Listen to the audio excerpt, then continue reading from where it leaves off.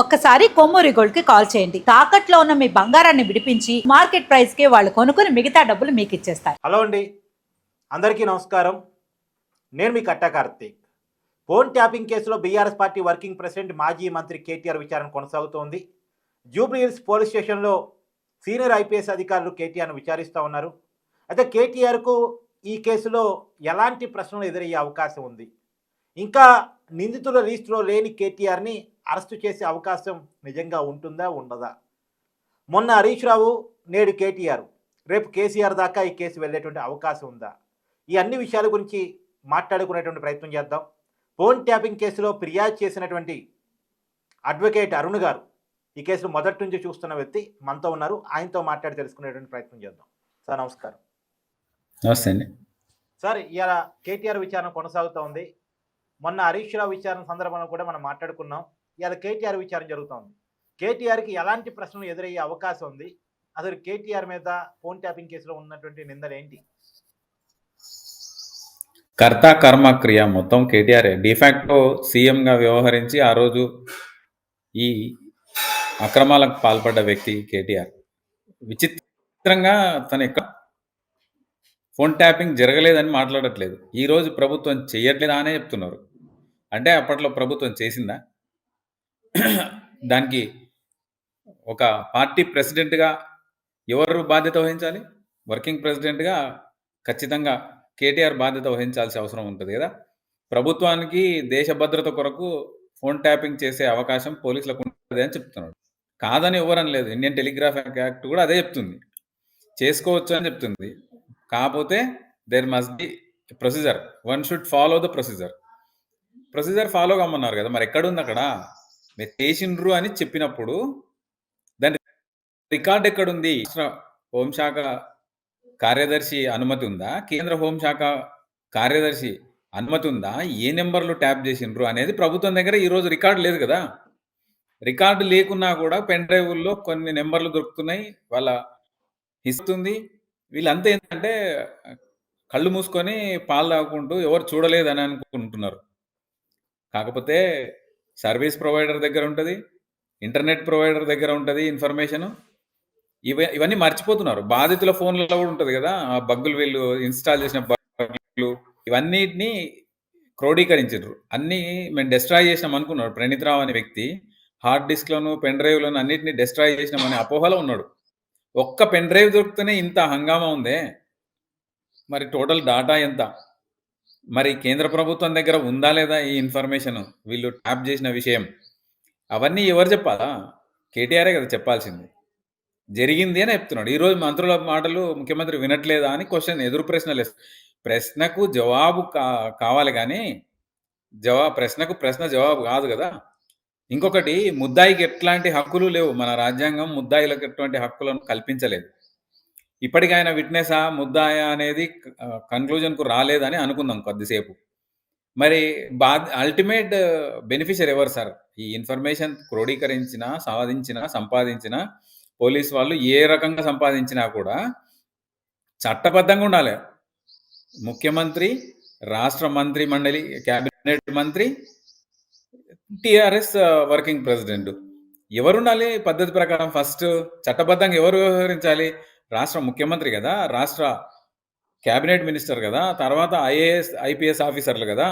మరి వీళ్ళు ఎవరికి లేని ఫెసిలిటీ వీళ్ళకి మాత్రం ఎట్లుంటుంది? చేసినామో అని స్పష్టంగా చెప్తున్నాడు, చెయ్యలేదని మాత్రం ఎక్కడ చెప్పట్లేదు. చేస్తే చేసి ఉండొచ్చు, 2-3 సన్నాసులవే. ఆ సన్నాసులకు చేయనీకే ఏ సన్నాసి పర్మిషన్ ఇచ్చిండు, ఏ సన్నాసి రికార్డు మెయింటైన్ చేసిండు, ఏ సన్నాసి రికార్డు ఉంది, ఏ సన్నాసి దానివల్ల లాభపడ్డాడు? కాదు, ఆయన అన్నాడు సార్, ఏ సన్నాసి, 2-3 సన్నాసులు. మనం ఆ భాషను వాడద్దు. నేను అనేది ఏంటంటే, మరి ఎవరికి ఉపయోగపడ్డట్టు అది ఆ రికార్డు? గత ప్రభుత్వంతోనే ఉన్నప్పుడు గత ప్రభుత్వం వెళ్ళిపోతే ఆ రికార్డులను డిస్ట్రాయ్ చేసే పద్ధతి అయితే లేదు కదా. 1950 రాజ్యాంగం వచ్చినప్పుడు మినిట్స్ రికార్డ్ చేయాలి. ఏ చిన్న మీటింగ్ జరిగినా కానీ దానికి సంబంధించిన అవన్నీ కూడా ఈ రోజు కూడా మనం లైబ్రరీలోకి వెళ్తే ప్రభుత్వం కోశాధికారిగా ఇప్పుడు ఫైనాన్స్ మినిస్ట్రీకి సంబంధించి ఖజానా ఉంటుంది, దాంట్లోకి వెళ్తే కూడా ఆ బుక్కులన్నీ అందుబాటులో ఉంటాయి. అందులో అందుబాటులో ఉన్నా లేకున్నా డిజిటల్ రూపంలో ఉంటాయి. మరి వీళ్ళు చేసిన ఇన్వెస్టిగేషను, వీళ్ళ కొరకు చేసిన ఇన్వెస్టిగేషను రికార్డులు ఎక్కడున్నాయి? ఆ రికార్డ్ అయితే చెప్పాలి కదా సార్. స్పా అవన్నీ చెప్పనప్పుడు చేసిన ఏదైతే చేసిండ్రో అది తప్పే అయితది. పద్ధతి ప్రకారం, చట్ట ప్రకారం, రూల్స్ అండ్ రెగ్యులేషన్స్ ఫాలో అవుతూ చేసినా కూడా, ఆ రికార్డ్ మెయింటైన్ చెయ్యకపోతే అవన్నీ కూడా ఆటోమేటిక్‌గా అక్రమం అయితాయి.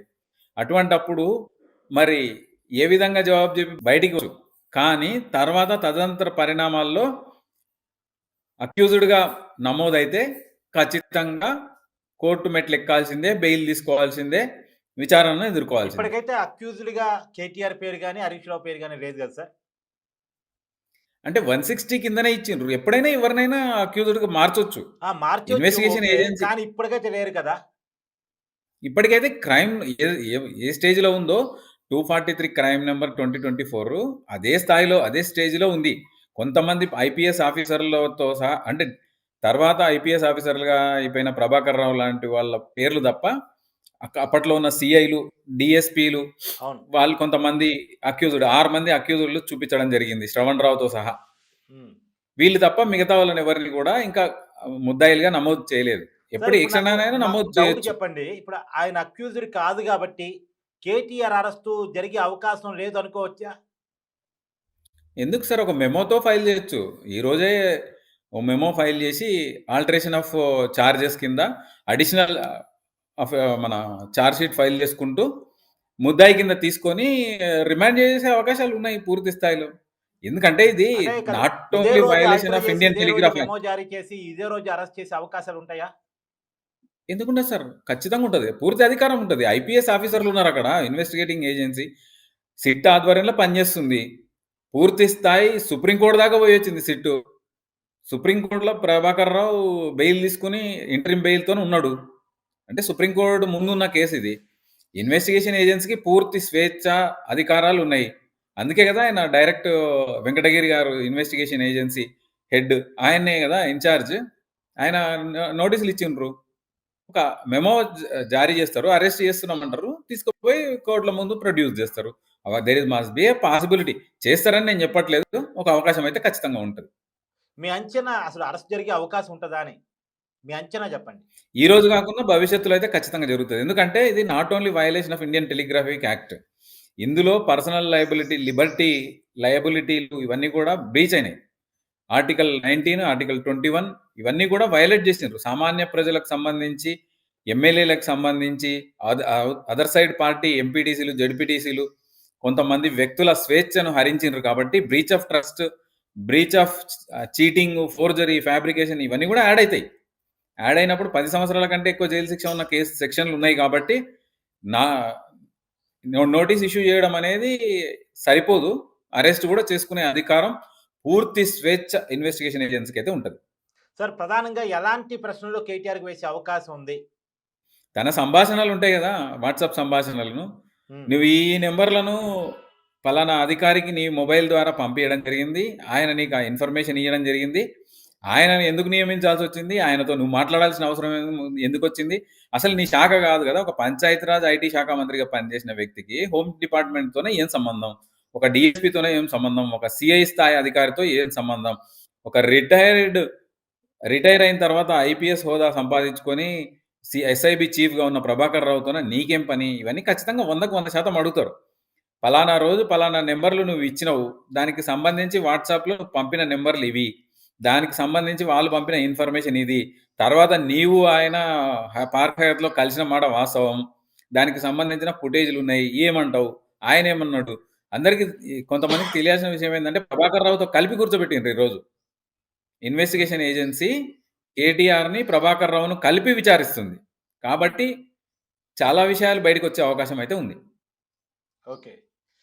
ఇంకోటి సార్ ఇప్పుడు కేటీఆర్ సంబంధించి కర్మ, కర్త, క్రియ ఆయనే అని మీరు అంటున్నారు కాబట్టి, ఆయన ఎవరి ఫోన్‌లు ట్యాప్ చేపిచ్చుంటారని మీరు అనుకున్నారు? ఎందుకంటే మీరు కూడా ఫిర్యాదుదారు కాబట్టి పంజాగుట్ట పిఎస్‌లో కేసు నమోదు చేసిన వాళ్ళలో మీరున్నారు కాబట్టి నేను మిమ్మల్ని అడుగుతున్నాను. ఎవరి ఫోన్‌లు ట్యాప్ చేపించారు కేటీఆర్ అని మీరు అనుకుంటున్నారు? మీ అభిప్రాయం? నేను చెప్పడం కాదు సార్. కవిత గారే చెప్పిర్రు. తన భర్త ఫోన్ గూడా ట్యాప్ చేయించిర్రని. అంటే కుటుంబ సభ్యులను గూడా ఎవరిని వదిలిపెట్టలేదు. కాదేది అనర్హం అని కవితకేది అనర్హం కుక్క పిల్ల సబ్బు బిళ్ళ అన్నట్టు వీళ్ళకి ఇష్టం వచ్చిన విచక్షణారహితంగా అందరి ఫోన్లను వీళ్ళు ట్యాప్ చేసిండ్రు. అందుబాటులో ఉన్న ఒక పెన్ డ్రైవ్లో మాత్రమే 600 ఫోన్ నెంబర్లు ఉన్నాయంటే హార్డ్ డిస్కుల్లో ఎన్ని ఉండాలి, ఇంకా క్లౌడ్లో ఎన్ని ఉండాలి. క్లౌడ్ని ఓపెన్ చేయడానికి సుప్రీంకోర్టు అనుమతి కూడా తీసుకోవడం జరిగింది. ఆయన సహకరించట్లేదు, కీ పాస్వర్డ్ ఇవ్వట్లేదు ప్రభాకర్ రావు అని సుప్రీంకోర్టు ముందే ఇన్వెస్టిగేషన్ ఏజెన్సీ చెప్పింది. ఒకవేళ ఆ క్లౌడ్ ఓపెన్ అయితే ఎన్ని వేల వందల లక్షల ఫోన్ నెంబర్లు ఉన్నాయో కూడా తెలిసిపోతుంది. ఓకే, ఇప్పుడు ఫోన్ ట్యాపింగ్ కేసులో ఒకవేళ దోషిగా తేలితే ఎలాంటి పనిష్మెంట్స్ ఉండే అవకాశం ఉంటుంది సార్? సార్ యావజీవ శిక్షలు ఉన్నాయి సార్. 10 సంవత్సరాలకు మించి యావజ్జీవ కారాగార శిక్షలు కూడా దీంట్లో ఉన్నాయి. కాబట్టి ఇన్వెస్టిగేషన్ ఏజెన్సీ పర్ఫెక్ట్గా చేయడం 2 ఏళ్ళు అని అంటున్నారు. 2 ఏళ్ళు గడిచిపోయింది. నాకు తెలిసి 21 నెలలు అయింది ఇన్వెస్టిగేషన్ స్టార్ట్ అవును, అయ్యి. 21 నెలలు 21 నెలల్లో కూడా ఒక సంవత్సరం పాటు ప్రభాకర్ రావు అందుబాటులో లేడు కదా. ప్రభాకర్ రావు వేసిన కుప్పిగంతులు ఎక్కడ ఆగస్టు నుంచి అందుబాటులోకి వచ్చిండు ప్రభాకర్ రావు. అక్కడి నుంచి కూడా ఇంటరిమ్ బెయిల్ ఉంది. ఆగస్టు నుంచి కూడా ఆ పూర్తి స్థాయిలో ఆయనను అరెస్ట్ల కస్టడీలకు తీసుకొని విచారించింది గత డిసెంబర్లోనే. నిజంగా వీళ్ళు ఏదో సహకరించినట్టు ప్రభాకర్ రావును డీజీ హోదాలో కూర్చోబెట్టింది రిటైర్మెంట్ తర్వాత హోదా ఇచ్చిందే బీఆర్ఎస్ పార్టీ వీళ్ళ కుటుంబమే కదా. మరి ఎందుకు పిలిపించలేదు? నిజంగా కూడా చిత్తశుద్ధి ఉంటే తనను అప్పుడే పిలిపించిండాలి కదా, 2 ఏళ్ల కిందనే పిలిపించిండాలి. బాబు నీ మీద ఆరోపణలు వస్తున్నాయి, నీ ఆరోపణల మీద పార్టీ నష్టపోతుంది, మేము వ్యక్తిగతంగా నష్టపోతున్నాం, మీరు తొందరగా రండి సహకరించండి అని చెప్పి ఉండాల్సింది. మరి అదంతా చెప్పకుండా వాస్తవంగా తీసుకుంటే ఒక నెల రోజుల నుంచి మాత్రమే సీట్ మళ్ళీ మాడిఫై చేసిన తర్వాత ఐపీఎస్ అధికారులను నియమించిన తర్వాత పూర్తి స్థాయిలో పనిచేస్తుంది. ప్రభాకర్ రావును కస్టడీలకు తీసుకొని విచారించిన తర్వాత గత నెల రోజుల నుంచి మాత్రమే వాస్తవమైన ఇన్వెస్టిగేషన్ ప్రారంభమైంది. ఈ కేసు మీరు ఇందాక అన్నారు యావజ్జీవ శిక్ష పట్టడానికి కూడా అవకాశం ఉన్నటువంటి కేసు అని చెప్పేసి, కానీ ఇందాక ఒక విమర్శ 2 సంవత్సరాలుగా కేసు విచారణ జరుగుతుంది అని. అంటే ఈ 2 సంవత్సరాలు కాకపోయినా 21 నెలలు అంటే ఇంత ల్యాగ్ అవుతున్నటువంటి కేసులో పనిష్మెంట్స్ దాకా, కేసు నిరూపణ దాకా కేసు పోయే అవకాశం ఉందా అంటే ఏం చెప్తారు? డెఫినెట్గా there is no time bound for investigation. Supreme court స్పష్టంగా కొన్ని వందలలో చెప్పింది. టైం బౌండ్ అనేది కూడా ఉండదు, అవసరం లేదు అని చెప్పిన తర్వాత నేను చెప్తున్నాను కదా, వాస్తవంగా కేసు స్టార్ట్ అయింది నెల రోజుల నుంచి, డిసెంబర్ నుంచే స్టార్ట్ అయింది. కస్టడీలోకి వచ్చిండో ప్రభాకర్ రావు ఆ రోజు నుంచే జెన్యున్గా చాలా విషయాలు బయటకు వచ్చినాయి. మీరు నేను అన్ని చూస్తున్నాం. 21 నెలల నుంచి జరిగిన ఇన్వెస్టిగేషన్లో కేవలం అరెస్ట్ల పర్వమే జరిగింది. తిరుపతనని కావచ్చు, మిగతా అధికారులను కావచ్చు, ప్రణీత్ రావును కావచ్చు, వీళ్ళందరూ సుప్రీంకోర్టుకు వచ్చి బెయిల్ తెచ్చుకున్నారు అంతే తప్ప అక్కడ పెద్దగా ఇన్వెస్టిగేషన్ జరిగింది ఏమీ లేదు. ప్రభాకర్ రావు అనే ప్రధాన నిందితుడు, ప్రధాన ముద్దాయి ఎప్పుడైతే అందుబాటులోకి వచ్చిండో అప్పటి నుంచే ఎఫెక్టివ్ ఇన్వెస్టిగేషన్ స్టార్ట్ అయింది. కాబట్టి ఎక్కడ కూడా ఇబ్బంది ఏముండదు. ఛార్జ్ షీట్ ఫైల్ అయిన తర్వాత మరి ఫాస్ట్ ట్రాక్ కోర్టుకు కూడా అసైన్ చేయొచ్చు, డే బై డే ఇన్వెస్టిగేషన్ కూడా చేయొచ్చు. ఎందుకంటే ఎంపీ ఎమ్మెల్యేల కోర్టుల్లో ఎక్స్పిడైట్గా ఇన్వెస్టిగేషన్ రోజువారీ విచారణ కూడా జరపాలని సుప్రీంకోర్టు గతంలోనే చెప్పింది. కాబట్టి ఒకవేళ ఛార్జ్షీట్ ఏదైనా ఫైల్ అయితే మరి కేటీఆర్ కేసీఆర్ను కానీ ముద్దాయిలుగా చేర్చి ఇన్వెస్టిగేషన్ కంప్లీట్ చేస్తూ ఛార్జ్షీట్ దాఖలు చేస్తే మాత్రం ఇమ్మీడియట్గా ఇన్వెస్టిగేషన్ కంప్లీట్ అయిపోయిన తర్వాత ట్రయల్ జరిగే అవకాశాలు ఉంటాయి, తొందరగానే ముగించే అవకాశాలు కూడా ఉన్నాయి. సార్ ఇప్పుడు నెక్స్ట్ కేసీఆర్కి నోటీసులు వెళ్ళే అవకాశం ఉందా? ఖచ్చితంగా ఉంటుంది. సుప్రీమో పెద్ద ఆయన, పార్టీ ప్రెసిడెంట్, అల్టిమేట్ బెనిఫిషియరు ఎవరు? కేసీఆరే ఖచ్చితంగా. అదే నేను చెప్తున్నది ఫస్ట్ నుంచి. నేను మార్చి 7, 2024 రోజు ఆ పోలీస్ స్టేషన్లో ఫిర్యాదు చేసినప్పుడే నేను చెప్పిన కేసీఆర్ అనే వ్యక్తిని ప్రధాన ముద్దాయిగా చేర్చి ఇన్వెస్టిగేషన్ చేయాలని నేను మొదటి నుంచి నేను వాదిస్తున్నా. కానీ నేను చెప్తున్నదే అది. కాకపోతే ఈ రోజు కూడా ప్రభావితం చేస్తున్న విషయం మీకు తెలియంది కాదు. అది కాళేశ్వరం స్కామ్ లో కావచ్చు, ఇతర కేసుల్లో కావచ్చు, అంటే వాళ్ళ దాకా వెళితే సింపతి గెయిన్ అవుతుందేమో, మళ్ళీ రాజకీయంగా బీఆర్ఎస్ తన ఉనికిని చాటుకుంటుందేమో అనేటువంటి రాజకీయ అంశాలు ప్రభావితం చేస్తున్నాయి కేసులని అనేది మనం చూస్తున్నాం. ఇలాంటి సమయంలో కేసీఆర్ దాకా కేసు వెళ్తుందా, అరెస్టులు జరుగుతాయా అంటే ఏం చెప్తారు? సార్ ఆ ఇన్వెస్టిగేషన్ ఏజెన్సీకి పూర్తి స్థాయి స్వేచ్ఛ ఉంది, అధికారం ఉంది. ఐపీఎస్ అధికారులు సిట్లో ఉన్నారు. అరెస్టులు జరిగే అవకాశం ఉంది. జరిగితేనే ప్రజాస్వామ్యంలో మంచి జరుగుతుంది. ప్రభుత్వానికి మంచి జరుగుతుందా చెడ్డ జరుగుతుందా అనేది ఎవరికి అవసరం లేని విషయం. అంటే ప్రభుత్వం ఈ పార్టీ కాకపోతే కాంగ్రెస్ పార్టీ కాకపోతే కాంగ్రెస్ పార్టీ 2 మళ్ళా రేవంత్ రెడ్డి గారి అధికారంలోకి వచ్చే అవకాశాలు ఉంటే ఉండొచ్చు, ఆయన్నే రావచ్చు ముఖ్యమంత్రిగా. అవి ఈ కేస్‌కి సంబంధం కాదు, అవరోధం కాదు, అడ్డంకులు కూడా ఎట్టి పరిస్థితిలో కాదు. అరెస్టులు జరిగితేనే చట్టం మీద పూర్తి స్థాయి ప్రజలకు ఒక అభిప్రాయం ఏర్పడతది. మంచి అభిప్రాయం ఏర్పడతది చట్టాల మీద. ఎందుకంటే చట్టాలను చేసే సభలో, చట్టసభను ప్రాతినిధ్యం వహిస్తున్న పెద్దలు చట్టాన్ని దుర్వినియోగం చేస్తే ఏ విధమైన శిక్షలుంటాయనేది జనాలకు తెలవాలి. భవిష్యత్తులో ఏ నాయకుడు కూడా చట్టాన్ని దుర్వినియోగం చేసి ప్రజా జీవితాన్ని మృగ్యం చేయకుండా ఉండడానికి ఒక అవకాశం అయితే ఖచ్చితంగా ఉంటది. Thank you sir. Thank you so much.